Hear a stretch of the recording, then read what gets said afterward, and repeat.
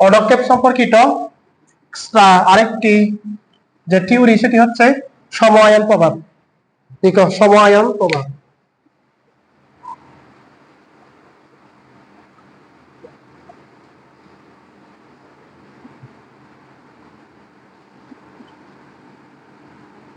সময়ায়ন প্রভাব।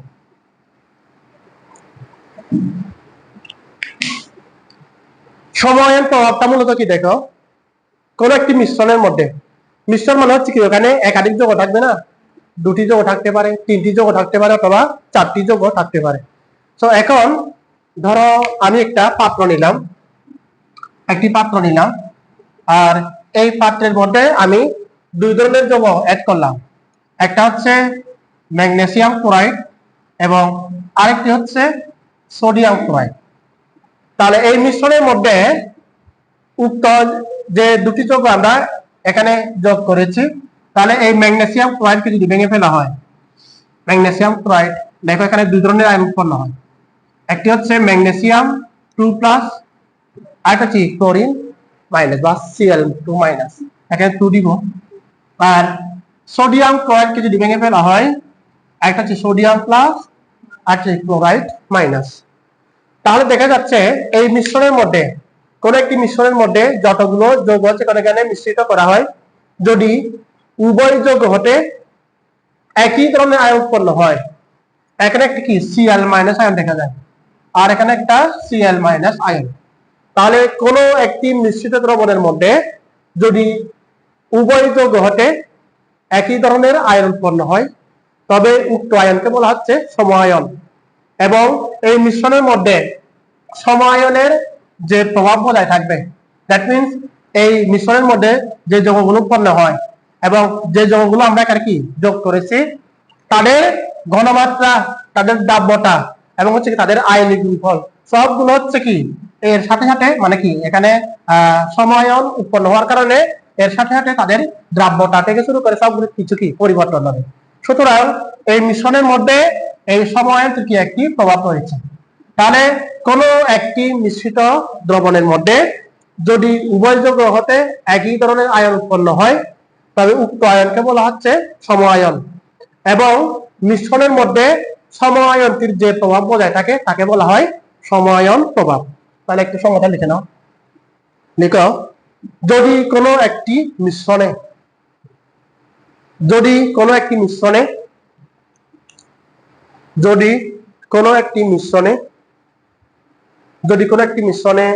উভয় যৌগ হতে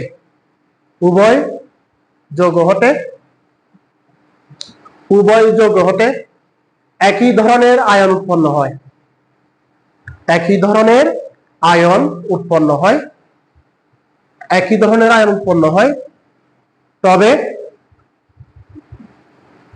তবে উক্ত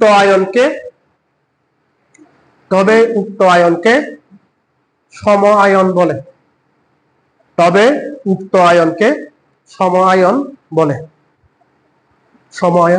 দাঁড়ি। এরপর লিখো, মিশ্রণটিতে সম-আয়নটির যে প্রভাব বজায় থাকে, মিশ্রণটিতে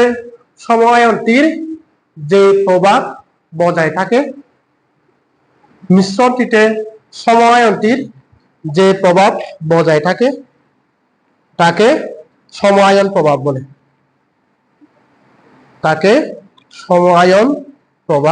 বলে। আমরা একটা এক্সাম্পল দিয়ে দিই।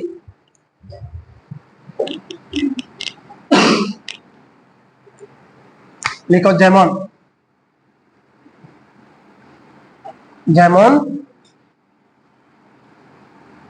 ম্যাগনেসিয়াম ক্লোরাইড ও অ্যালুমিনিয়াম ট্রাইক্লোরাইড এর মিশ্রণ। ম্যাগনেসিয়াম ক্লোরাইডকে ভেঙে ফেলো। ম্যাগনেসিয়াম ক্লোরাইড তাকে যদি ভেঙে ফেলা হয়, ম্যাগনেসিয়াম 2+, তারপর কি 2Cl-, এরপর অ্যালুমিনিয়াম ট্রাইক্লোরাইড, এটাকে ভেঙে ফেলো। এখানে হচ্ছে অ্যালুমিনিয়াম 3+ হবে, তারপর হচ্ছে 3Cl- হবে। তাহলে এখানে একই ধরনের আয়ন Cl Cl, এটাকে বলা হচ্ছে সম আয়ন। এই আয়নটিকে বলা হয় সম আয়ন।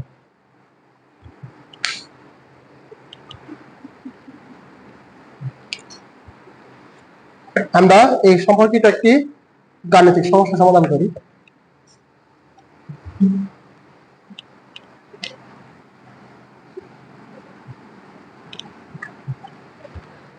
এটা ছিল হচ্ছে দিনাজপুর বোর্ড 2017 এই বইয়ের 2.66 দিনাজপুর বোর্ড 2017।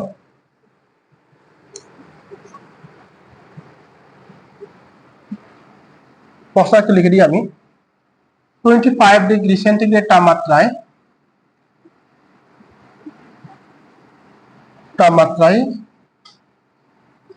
একটি পাত্রে স্ট্রন্টিয়াম ক্লোরাইড এর পানিতে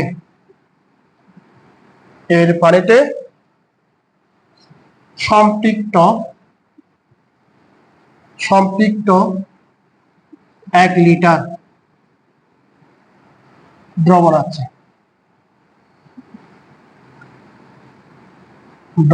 আছে। তারপর স্ট্রন্টিয়াম ক্লোরাইড এর KSP equal to 8 into 10 inverse 10। তারপর ওই বিকারে বা পাত্রে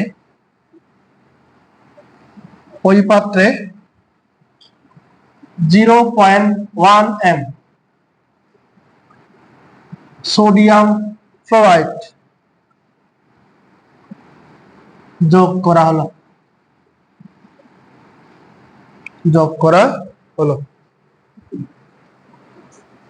প্রশ্ন হচ্ছে ক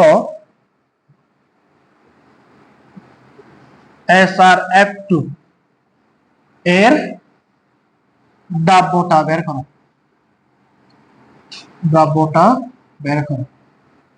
তারপর খ পানিতে SrF2 এর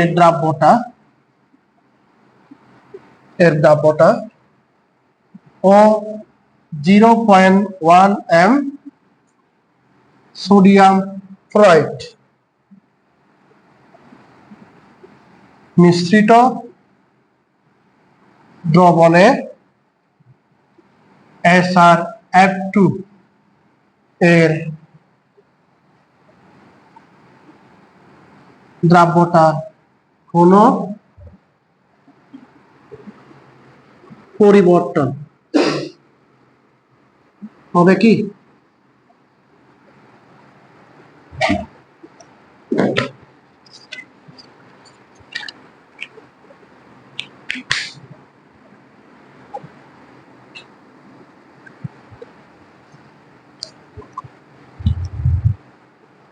তাহলে একটা পাত্রের মধ্যে স্ট্রন্টিয়াম ক্লোরাইড একটা পাত্র, এবং এই পাত্রের মধ্যে কি দিয়ে আছে বলো? 1 লিটার পানি দিয়ে আছে না? 1 লিটার পানি, এবং এই 1 লিটার পানির মধ্যে SrF2 SR কে বলা হয় স্ট্রন্টিয়াম ক্লোরাইড এখানে কি দ্রবীভূত অবস্থায় আছে। তো পরবর্তীতে কি করা হলো, এর উপরে মানে কি 1 লিটার স্ট্রন্টিয়াম ক্লোরাইডের উপরে হচ্ছে কি 0.1 m সোডিয়াম ক্লোরাইড অ্যাড করা হলো। তো বলা হচ্ছে এখানে সোডিয়াম ক্লোরাইড অ্যাড করার পূর্বে স্ট্রন্টিয়াম ক্লোরাইডের যে দ্রাব্যতা এবং মিশ্রণ করার পরে স্ট্রন্টিয়াম ক্লোরাইডের দ্রাব্যতার কোনো পরিবর্তন হবে কিনা। যেহেতু দেখো এটাকে ভেঙে ফেললে কি পাওয়া যায়? ক্লোরিন আয়ন পাওয়া যাবে না? এটাকে ভেঙে ফেললে কি পাওয়া যাবে? ক্লোরিন আয়ন পাওয়া যাবে। তাহলে কি সমআয়ন উৎপন্ন হবে। তাহলে এই সমআয়নের ফলে হচ্ছে কি স্ট্রন্টিয়াম ক্লোরাইডের দ্রাব্যতার কিছুটা পরিবর্তন হবে। তাহলে যে পরিবর্তন পরিলক্ষিত হবে তার মানটা আমাদের বের করতে হবে। সো এটা করার আগে আমরা প্রথমে ক নাম্বারটা করে ফেলি। স্ট্রন্টিয়াম ক্লোরাইডের দ্রাব্যতা হিসাব করতে হবে। তার দ্রাব্যতা গুণফলটি আছে কত? 8 into 10 inverse 10। লিখো ক নাম্বার।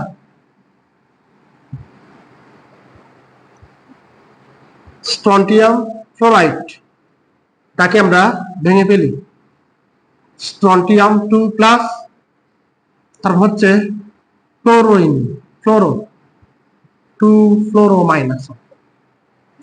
তাহলে এর দ্রব্যটা যদি এস হয়, এর দ্রব্যটা কত হবে এস, এটা হবে 2s।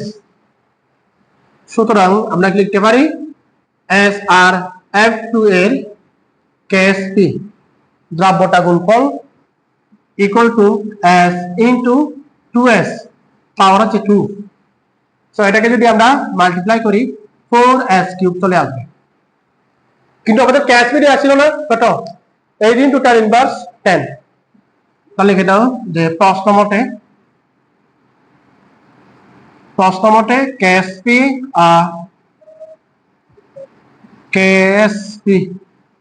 ইকুয়াল টু হচ্ছে 8 ইন্টু 10 ইনভার্স 10। তো KSP এর মান আমরা পেয়েছি 4s³ equal to 8 into 10 inverse 10।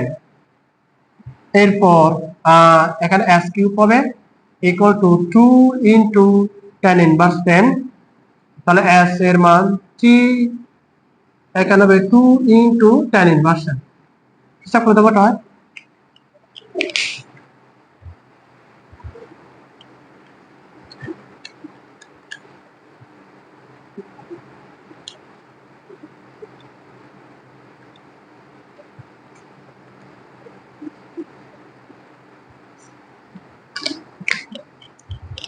তাহলে 5.85 ইন্টু 10 ইনভার্স 4, এটা হচ্ছে তার দ্রব্যটা।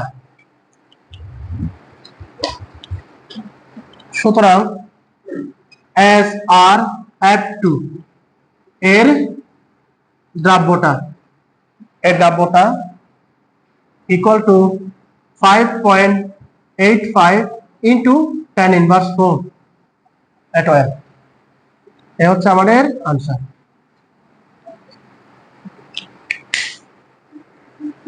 নেক্সট ওয়ান, খ নম্বরটি এখানে ইম্পর্টেন্ট, যেহেতু এখানে সময়ের প্রভাব সম্পর্কিত আমাদের গাণিতিক যে সমস্যাটি এটা সমাধান করতে হবে।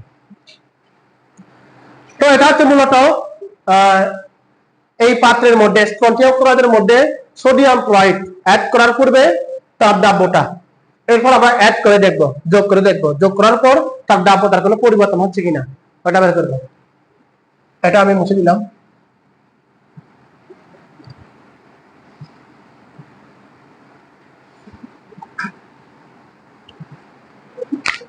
ক নাম্বার, ক হতে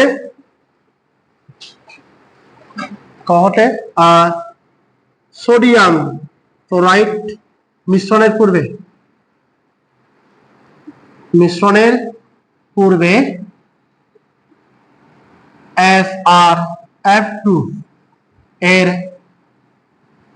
দ্রব্যটা S ইকুয়াল টু কত জানি পেয়েছিলাম, ভুলে গেছি, কত 5.85 ইন্টু 10 ইনভার্স 4 অ্যাটম।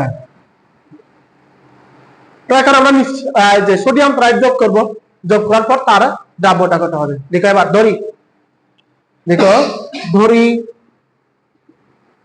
ধরি সোডিয়াম ক্লোরাইড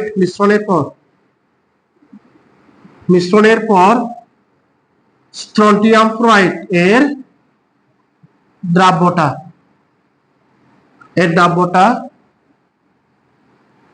সমান সমান S1 ধরে দিলাম, S1। সো এই মিশ্রণের মধ্যে দেখো এখন স্ট্রন্টিয়াম ক্লোরাইডের সাথে কি এক্সট্রা সোডিয়াম ক্লোরাইড এখানে যুক্ত হলো। তাহলে মিশ্রণের যে দুটি যৌগ, উভয় যৌগকে এখানে ভাঙতে হবে। প্রথমত SrF2 কে ভেঙে ফেললাম, ভেঙে ফেলে হচ্ছে SR2+, তারপর 2F মাইনাস হবে। বাট আমরা মিশ্রণের পর এর দ্রব্যটা ধরেছিলাম কত S1 না, তাহলে এটাকে ধরে নেওয়া S1, এটা কত হবে S1 হবে, এটা কত 2S1।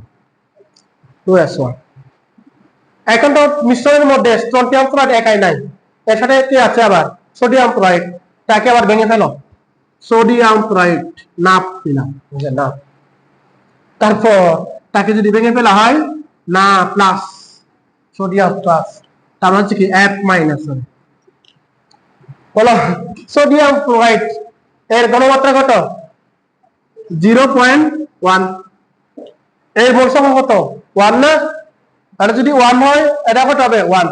এখানে সমায়ন কোনটা বলো আগে? ফ্লোরিন F F, এটা নিয়ে আমাদের কোনো কাজ নাই, এর কোনো প্রভাব নাই, যেহেতু ও হচ্ছে কি সমায়ন না। তাহলে এর মোল সংখ্যা হচ্ছে 1, এর মোল সংখ্যা কত? 1। তাহলে এর ঘনমাত্রা যা হয় এর ঘনমাত্রা কি তা হবে। সুতরাং এখানে দিব 0.1।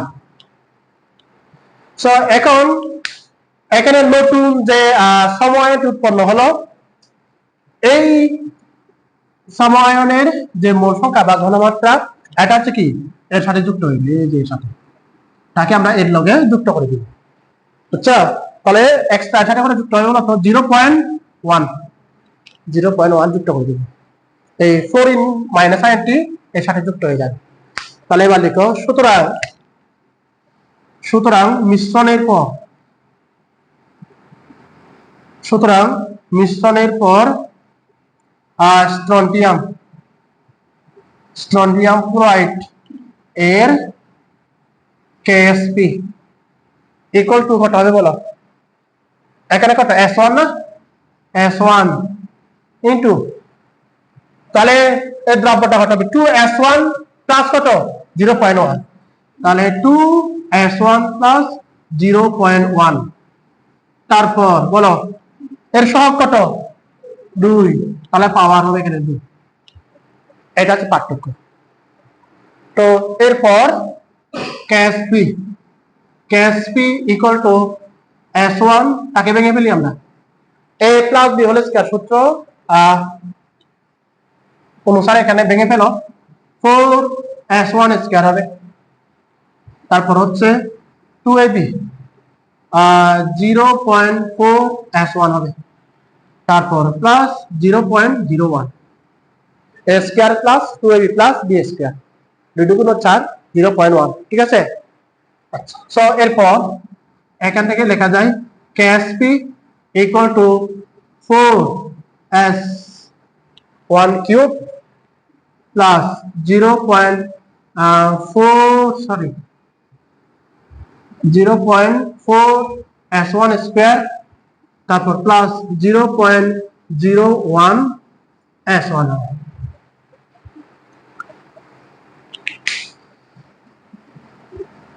দরকার নাই। এরপর লেখো এই সমীকরণের বলো কি কি এখানে কি হবে? কোনটা এখানে? গুণ দাও নাকি? ও আচ্ছা, একটা বেশি হয়েছে, সরি, 0.1, ঠিক আছে। দেখো এই সমীকরণের উচ্চ ঘাত বিশিষ্ট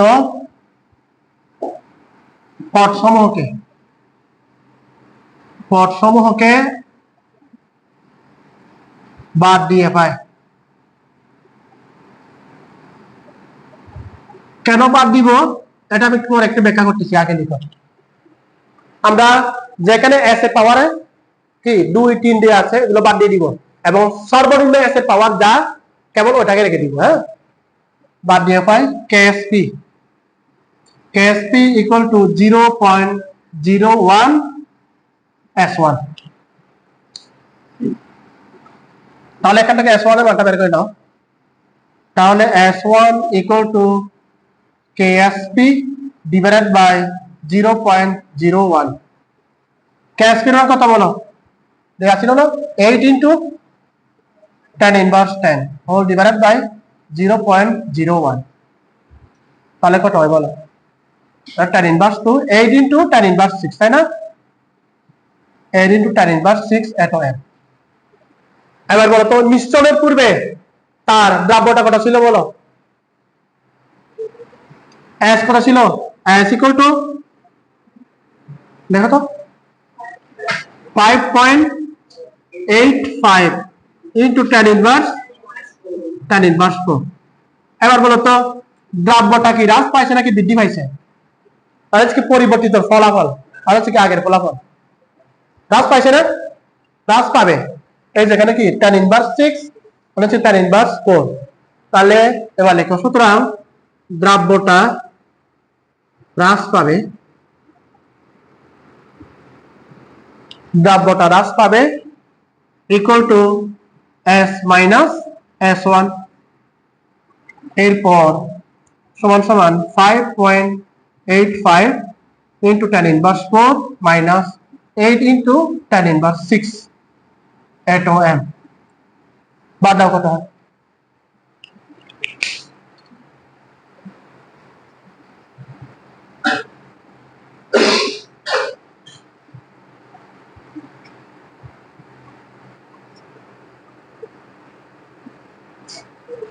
কত? কোটা এটা? ও এটা 8 হবে, সরি 8 দাও, এটা 8 দাও। এবার যোগ দাও কত হয়? একই মান আসার কথা, কাছাকাছি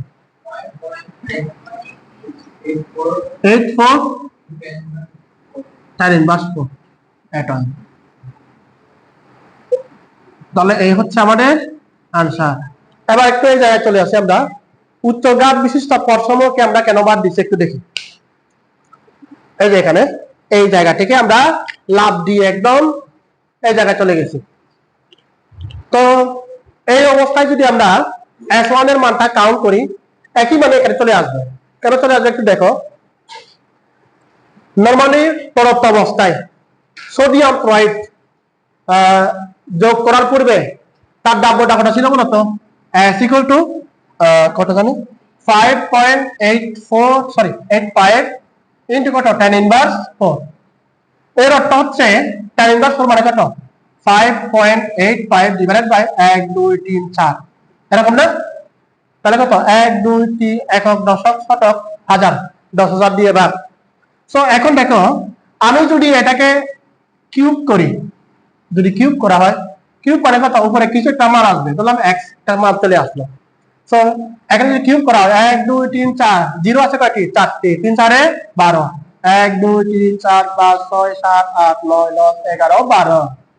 তাহলে একক দশক শতক হাজার ওজন লক্ষ নিযুত, একক দশক শতক হাজার ওজন লক্ষ নিযুত, একক দশক শতক হাজার ওজন। আল্লাহ, তাহলে 100,000 কোটি। তাহলে চিন্তা করো, এই যে এর মানকে যদি আমরা 100,000 কোটি ভাগে ভাগ করি, ওটা থাকবে থাকবে না, কি জিরোর কাছাকাছি চলে আসবে। দ্যাট মিন্স কত? একদম জিরো, যে 0.0000000 একদম 1, মানে কি জিরোর কাছাকাছি। সুতরাং এইগুলোকে আমরা হিসাব করলে মানে কি জিরো চলে আসবে, একদম জিরোর কাছাকাছি চলে আসবে। সুতরাং যেখানে হচ্ছে কি পাওয়ার বেশি থাকবে ওইগুলোকে আমরা কাউন্ট করবো না, এবং সর্বনিম্ন এস এর পাওয়ার মানে কি যেটা ছোট হবে আমরা এটাকে ক্যালকুলেট করব। সুতরাং সেজন্য আমরা কি করলাম, যে উচ্চ ঘাত বিশিষ্ট পদগুলোকে আমরা বাদ দিয়েছিলাম। নরমালি চিন্তা করে একটা ধরলাম বঙ্গোপসাগর থেকে আমি কি করলাম, একটা কলসি দিয়ে 1 কলসি পানি নিয়ে আসলাম, সাগরের আয়তন কি পরিবর্তন হবে? পানি তো পরিবর্তন হবে, পানির ভর একটু কমে গেল না।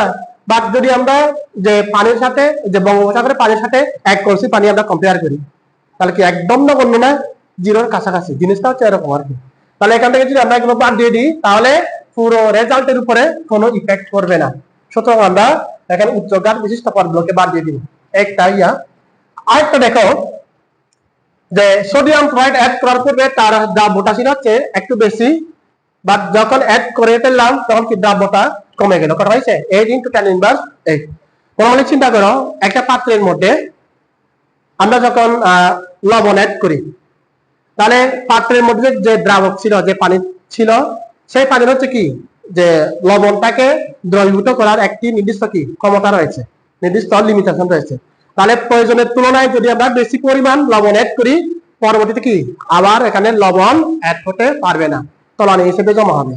সুতরাং কোন একটি পাত্রের মধ্যে দ্রাবকের মধ্যে যত হচ্ছে কি আমরা দ্রাবক অ্যাড করি সেটা হচ্ছে কি তার হজম শক্তি কমে যাবে না। তাহলে হজম শক্তি কমে যাওয়া হচ্ছে কি তার দ্রাব্যতা কমে যাওয়া, দ্রবীভূত করার ক্ষমতা কমে যাওয়া।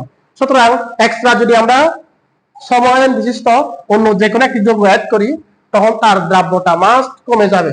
যদি ক্যালকুলেশনের পর দেখো যে বৃদ্ধি পাইছে তখন কিন্তু 100% ভুল, ক্যালকুলেশন ভুল হয়ে গেছে মনে হয়, সব সময় কমে যাবে। তাহলে এই যে নতুন কোন যৌগ অ্যাড করার পর তাহলে সংশ্লিষ্ট যৌগটির যে দ্রাব্যতা হবে সেটি কি সব সময় ছোট হবে।